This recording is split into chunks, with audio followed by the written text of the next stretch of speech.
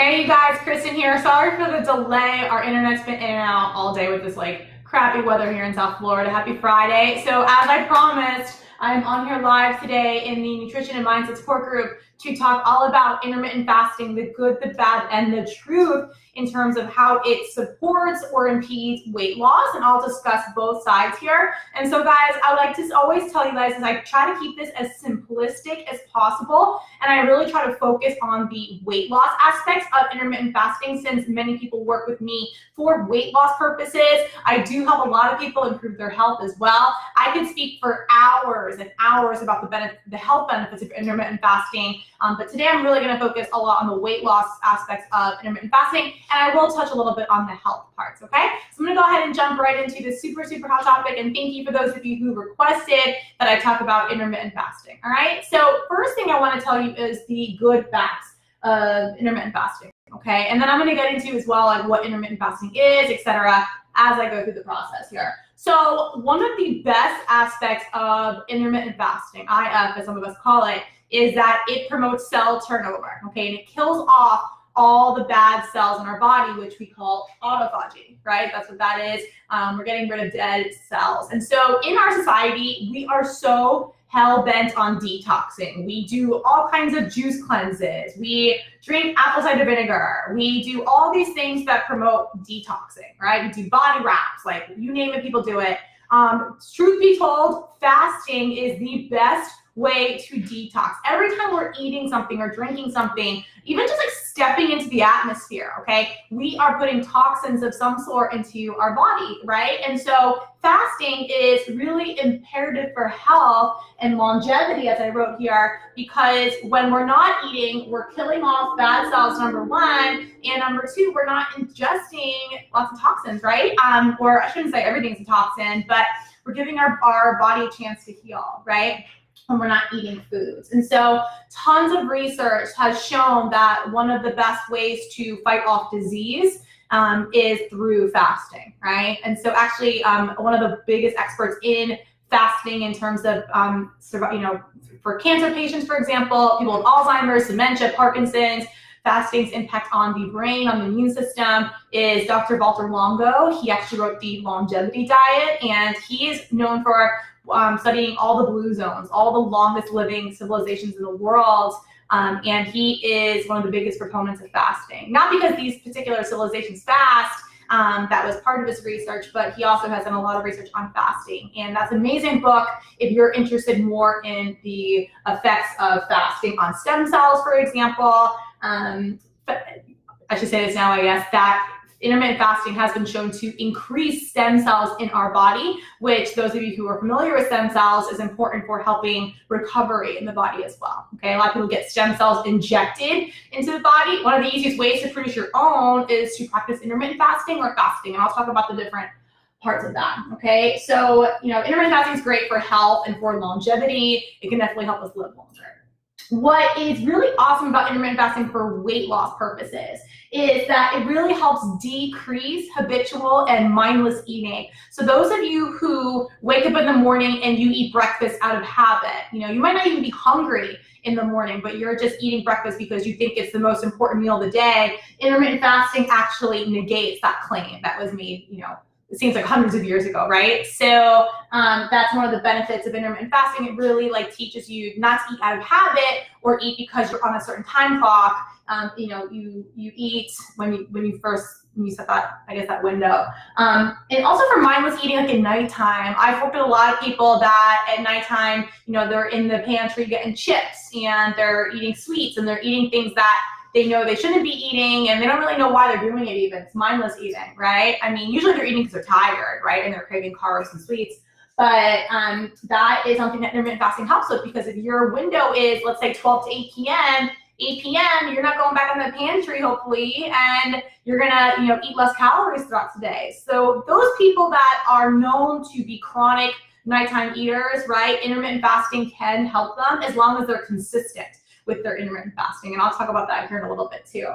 Also, what I really like about intermittent fasting is the flexibility that it provides with, the time intervals and windows. So there are many ways to practice intermittent fasting. So for example, some people, what they'll do is 5 days a week, they eat a normal diet, you know, anywhere from 1,500, 2,000, whatever their caloric requirement is. They'll eat a regular day. And then 2 days a week, you know, they'll do 500 to 600 calories a day, right? That's actually something that Walter Longo talks about in his book, right? And a lot of other doctors have talked about that kind of fasting. That is one form of intermittent fasting. Some people take it to a greater extreme. One day they eat, you know, 2,000 calories, the next day is 500 calories, and they alternate, right?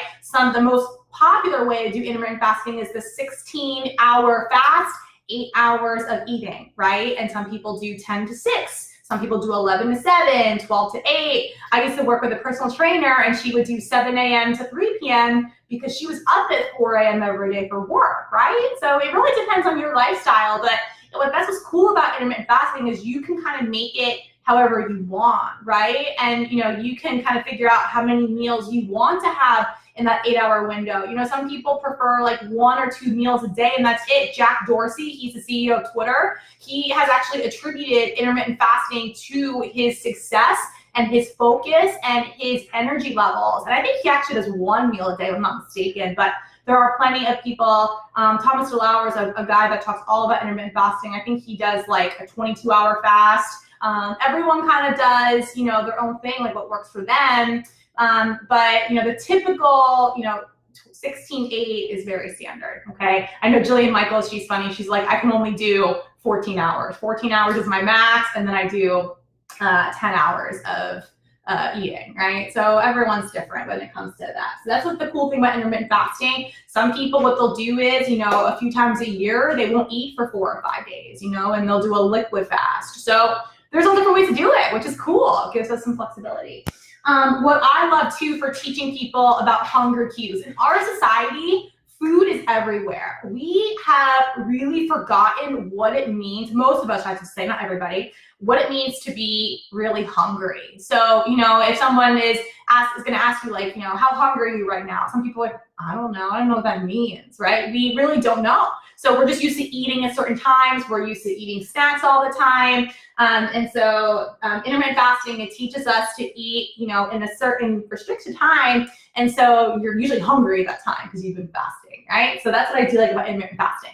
All right, so the not so great things about intermittent fasting. First of all, it doesn't teach nutrition. So intermittent fasting is not a diet. I want to make that very, very clear because it doesn't tell you what to eat in that 8-hour window or what 2 meals a day to eat. What about snacks? What about liquids? Whatever. It is just a time, right? And so that's one thing that I don't like about intermittent fasting because people will ask me, like, what do I eat? I'm intermittent fasting, but now what?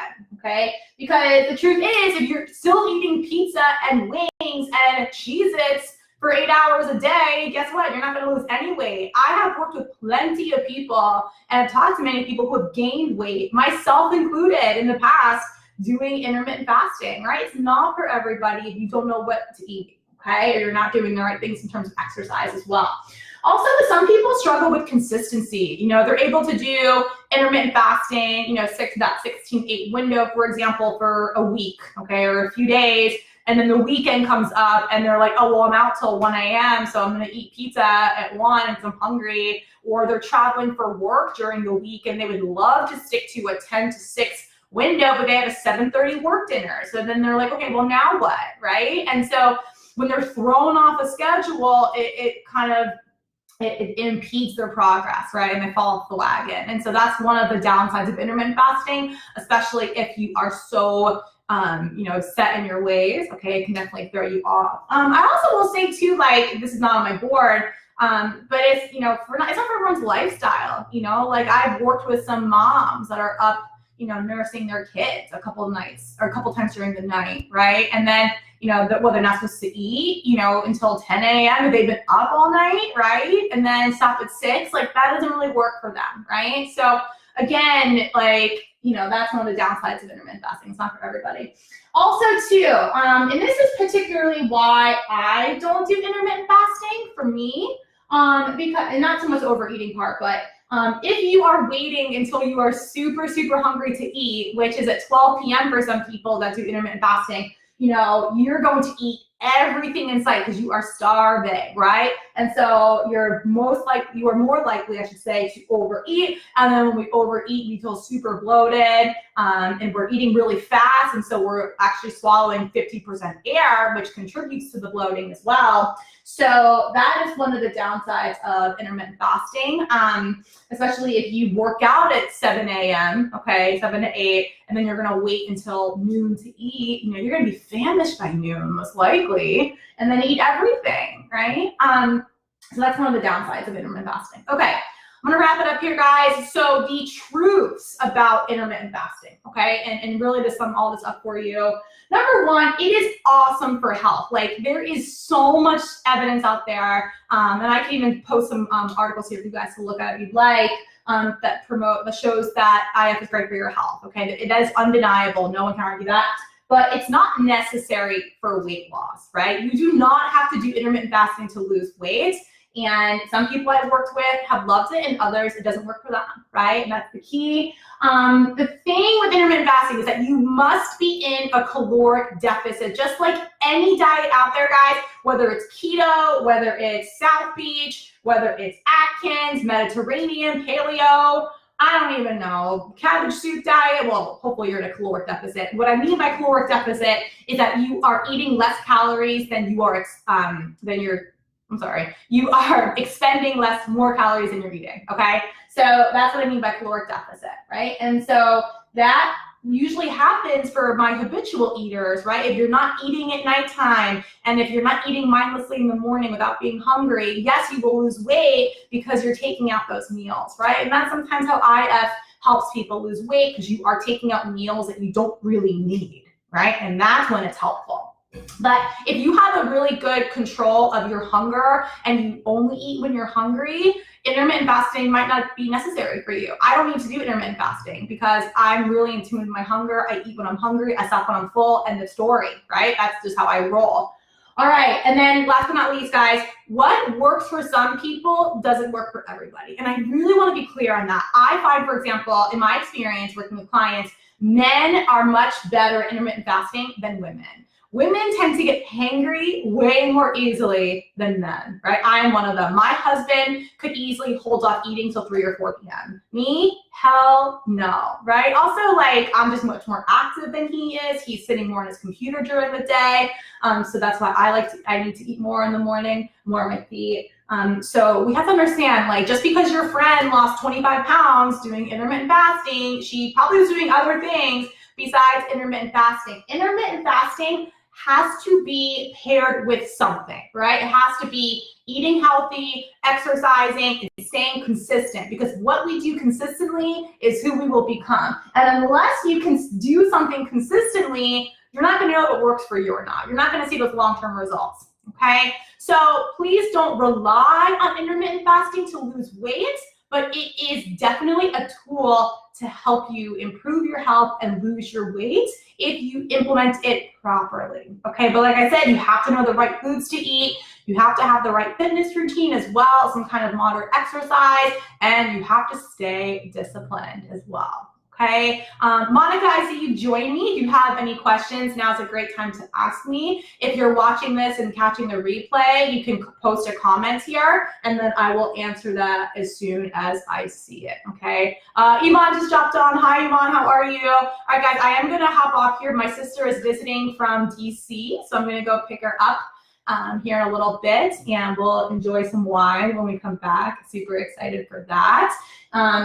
But if there are no questions, I will go ahead and hop off here. But like I said, guys, I love to answer your questions. It warms my heart. And I want to thank you guys for this request to talk about intermittent fasting in the group. Next week, I am going to talk about salt, okay? Because I have a client I'm working with right now who has high blood pressure. She's not the first nor the last that has high blood pressure, major problem in our country. And, you know, we were at the grocery store and she's saying, well, I can't eat this. I can't eat that because it has salt in it.